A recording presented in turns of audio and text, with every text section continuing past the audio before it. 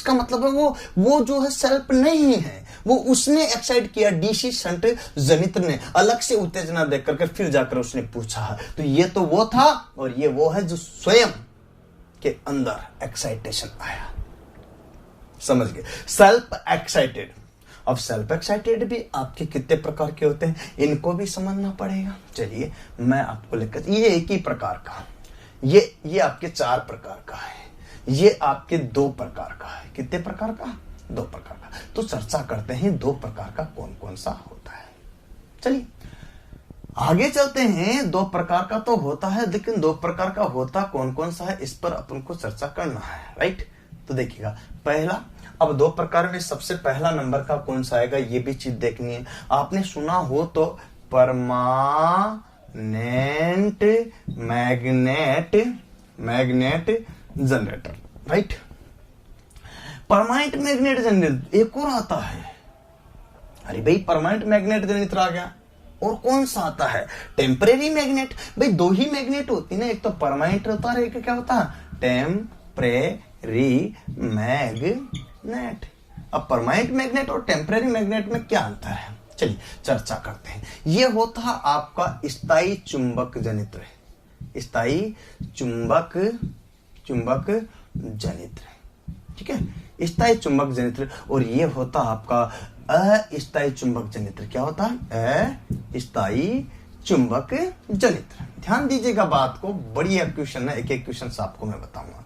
स्थायी चुंबक जनित्र, इस तरह से आपकी ये 2 जनित्र में यहां पर बता रहा हूं। ये कितने प्रकार का हुआ आपके? 2 प्रकार का। कितने प्रकार का? 2 प्रकार का। चलिए ये भी चर्चा क्लियर हो गया आपकी। अब आप कहोगे सर परमानेंट की तो बात समझ में आई कि ये कौन सा होगा। अगर आपसे बात करते हैं कि सर परमानेंट मैग्नेट कौन सा होगा, राइट, मैं अगर बात करना चाहता हूं तो परमानेंट मैग्नेट अगर बात कीजिए तो ये कौन सा होगा, और टेम्परेरी कौन सा?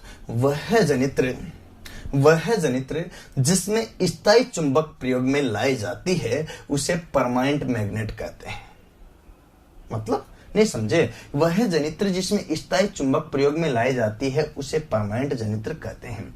मतलब इसका नाम ही स्थायी चुंबक है और इसमें स्थायी चुंबक प्रयोग में लाई जाती है, इसलिए इसको क्या कहते हैं? परमानेंट मैग्नेट कहते हैं।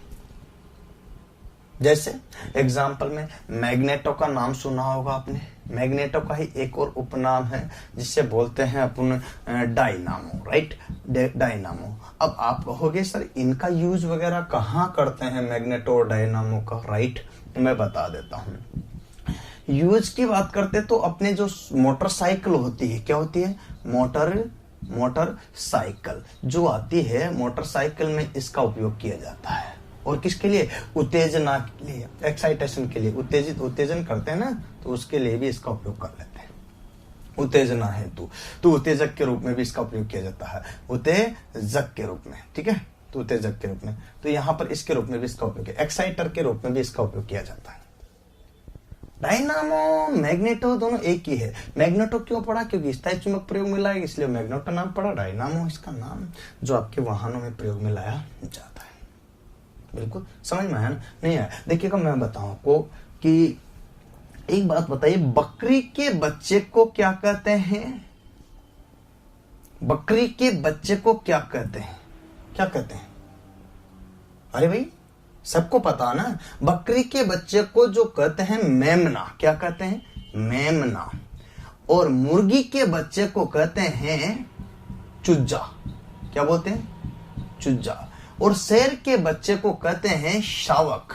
क्या कहते हैं? शावक। इसी तरह जनित्र के बच्चे को, किसके बच्चे को? जनित्र के बच्चे को। इसी तरह जनित्र के बच्चे को, किसके बच्चे को? जनित्र के बच्चे को मैग्नेटो या डायनामो कहा जाता, अर्थात ये जनित्र का छोटा रूप है। और जनित्र के छोटा रूप जो होता है वो स्थायी चुंबक जनित्र कहलाता है, जिनका उपयोग मोटरसाइकिल वगैरह में करते हैं, जो बैटरी चार्जिंग के लिए प्रयोग में लाया जाता है और एक्साइटेशन में भी करते हैं। ठीक है, तो ये चीज होती है जो आप समझ पा रहे होंगे। तो उम्मीद है ये बात आपको समझ में आएगी। आप कहोगे सर स्थायी चुंबक तो समझ में आ गया, लेकिन टेम्परेरी का क्या मामला है? चलो ये भी मैं आपको बता देना चाहता हूं कि टेम्परेरी का मामला क्या है। मतलब टेम्परेरी जो चुंबक जनित्र है वो क्या होगा, किस तरह से होगा, कैसे होगा। नाम नहीं पता चल रहा ना? टेम्परेरी मतलब अस्थायी चुंबक, अस्थायी चुंबक किसे कहते हैं? विद्युत चुंबक। अस्थायी चुंबक किसमें कहते हैं? विद्युत चुंबक। मतलब इसकी फील्ड को जो उत्तेजित करते हैं, क्या करते हैं? उत्तेजित जो करते हैं वो करते हैं किसके द्वारा? किसके द्वारा करते हैं? विद्युत चुंबक के द्वारा। किसके द्वारा? विद्युत चुंबक के द्वारा। इसकी फील्ड को जो उत्तेजित करते हैं वो करते हैं विद्युत चुंबक की सहायता से।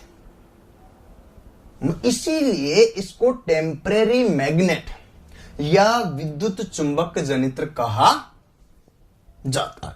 इसकी फील्ड को जो करते हैं वो किसकी सहायता से करते हैं? विद्युत की सहायता से। अब विद्युत चुंबक क्यों कहते हैं? क्योंकि इसमें जो है विद्युत चुंबक की सहायता से इसकी फील्ड को क्या करते हैं? उत्तेजित किया जाता। मतलब पहले इसकी फील्ड को उत्तेजित करके क्या करते हैं? इसको उत्तेजित किया जाता है। जैसे आपने सुना होगा रेडिजुअल।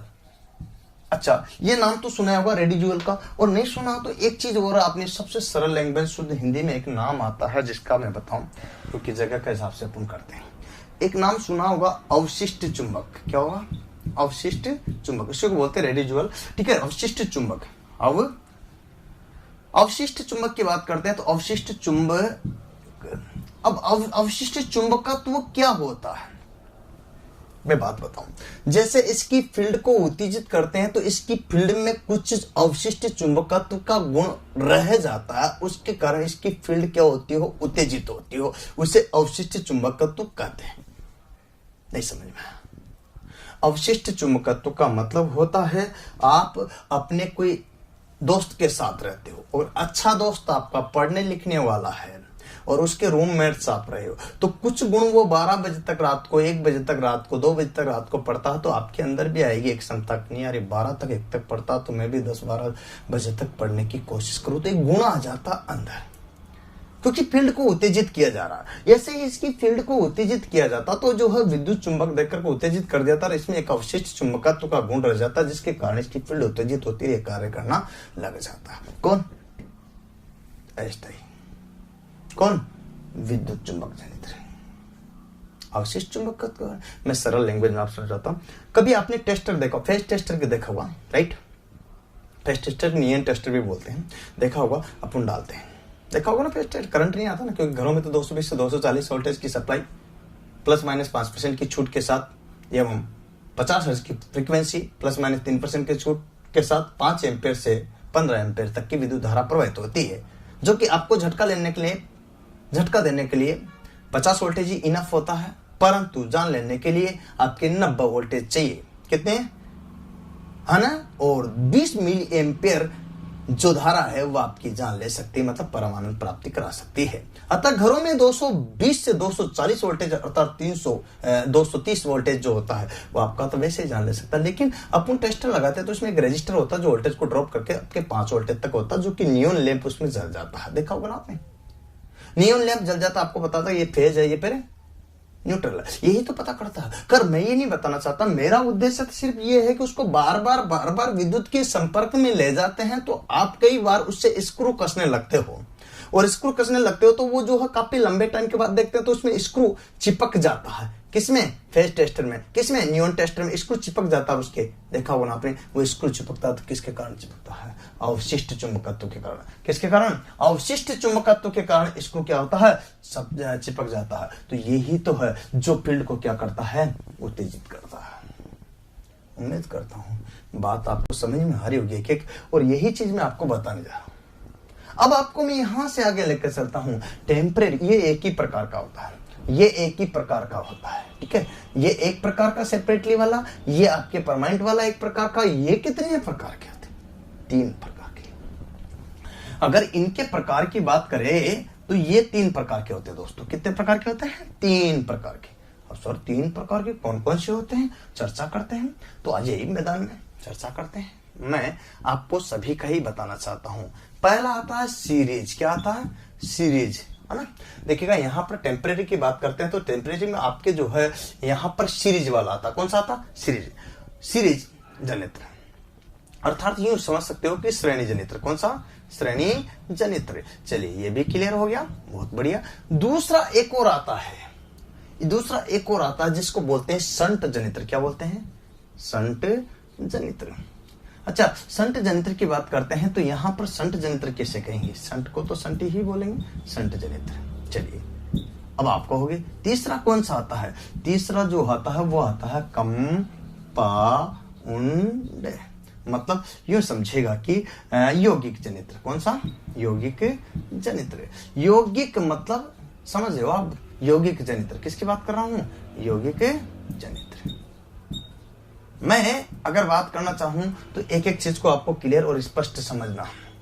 अब आप कहोगे संट किसे कहेंगे? चलो मैं इसको मिटा दूं, ये तो समझ में आएगा आपको कि किस तरह से आउटपुट प्राप्त करते हैं। उसके लिए था मैं आपको यहां पर संट, सीरीज और कंपाउंड के बारे में बताना चाहता हूं।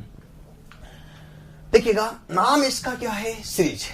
सीरीज को मैं बढ़ाना चाहता हूं। वैसे तो मैं इनको आपको चैप्टर वाइज एक एक को लेकर के विद डायग्राम सहित सारा इसके बाद वाला जो वीडियो बनाऊंगा उसमें पूरी डिटेल के साथ पूरा विवरण लिखते हुए आपको समझाऊंगा। लेकिन एक बार आपका पूरा का पूरा बेसिक कंसेप्ट क्लियर हो तो ही आगे बढ़ सकते हैं, अन्यथा नहीं। तकदीर के खेल से कभी निराश नहीं होते। तकदीर के खेल से कभी निराश नहीं होते। जिंदगी में कभी उदास नहीं होते। जिंदगी में कभी उदास नहीं होते। हाथों की लकीरों पर क्यों विश्वास करते हो यारो? हाथों की लकीरों पर क्यों विश्वास करते हो दोस्तों? तकदीर उनकी भी होती है जिनके हाथ नहीं होते, जिनके हाथ नहीं होते। उम्मीद करता हूं आपको मेरी बात समझ में आएगी। तो प्लीज अपने दोस्तों को, अपने मित्रों को फेसबुक पर, व्हाट्सएप पर एंड जहां पर भी भेज सके इंस्टाग्राम, टेलीग्राम में भेज दीजिएगा। और नया दोस्त प्लीज बेल बटन को जरूर दबाइए और इसको सब्सक्राइब, लाइक, शेयर ज्यादा से ज्यादा करें। उम्मीद करता हूं आप मेरी बात को फॉलो करेंगे। तो इसी तरह से क्लास आप लेते रहोगे। आज के लिए इतना ही। जय हिंद, जय भारत, वंदे मातरम।